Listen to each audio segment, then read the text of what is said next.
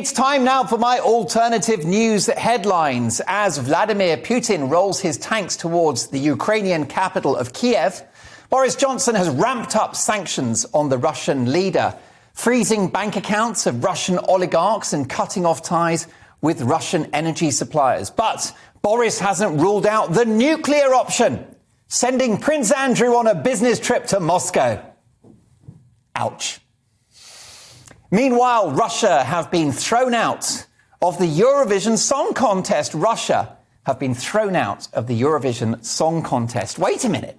Are we rewarding them or are we punishing them? If we have to invade France to get out of that competition, I'll see you in Calais.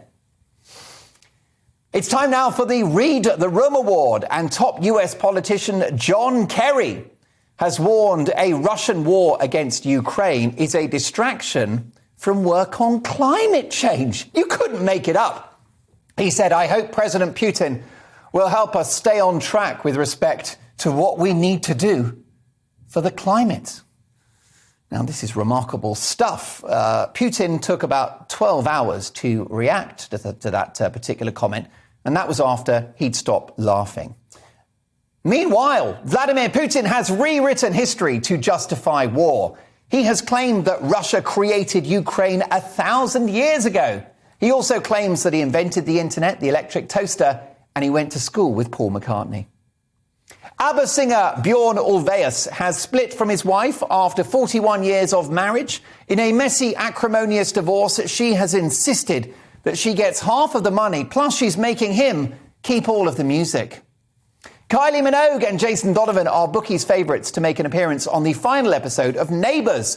The famous Neighbours dog Bouncer was hoping to make an appearance, but he's still drying out at a celebrity dog pound after overdosing on pedigree chum.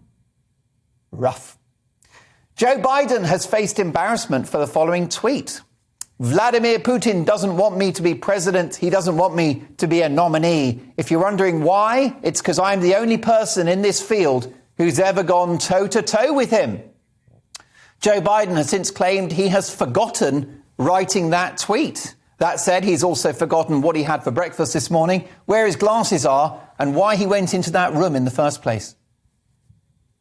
Meanwhile, ex-footballer and TV pundit Gary Lineker has got himself in hot water with the following tweet. "All those trillions spent on a so-called nuclear deterrent, absolute madness." Now, it seems to be lost on Mr. Lineker that Ukraine does not have nuclear weapons. He decided to delete the tweet, arguing that it had been misunderstood. No, Gary, I think the problem with your tweet is that it was understood and it was nonsense. But it got us to thinking here on Mark Dolan tonight. With views on the nuclear deterrent, what other opinions would we like to have from Gary Lineker? So here's a list of possible things we'd like ex-footballer Gary Lineker to have an opinion on, starting with this. Here it comes. What's his view on global interest rates? What about male erectile dysfunction? What women want? And what women actually want. What do you think, Gary? Is there a God?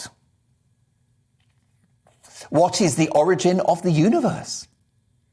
And last but not least, Gary, is not paying for a 10p bag at the supermarket really stealing? And finally, Russians have taken to the streets of Moscow to protest against Vladimir Putin's actions in the Ukraine. They've been chanting "No more war, Putin out," and it could be worse. At least we're not living in Canada. And those are your alternative news headlines.